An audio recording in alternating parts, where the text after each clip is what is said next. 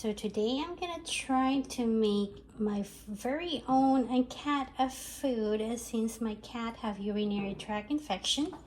So we're gonna be mixing these pink salmon, half an apple, a carrot, and then I also chop broccoli. So this is what it looks like.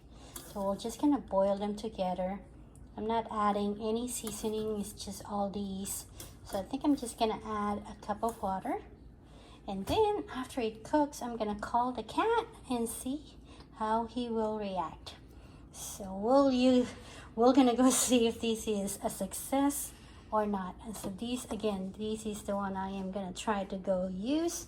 And if the cat doesn't like it, that dog will gonna eat it with all his heart. Okay, so we'll see. Fingers crossed this is gonna be a success. So this is what it looks like after I cook it. So very easy to make apparently.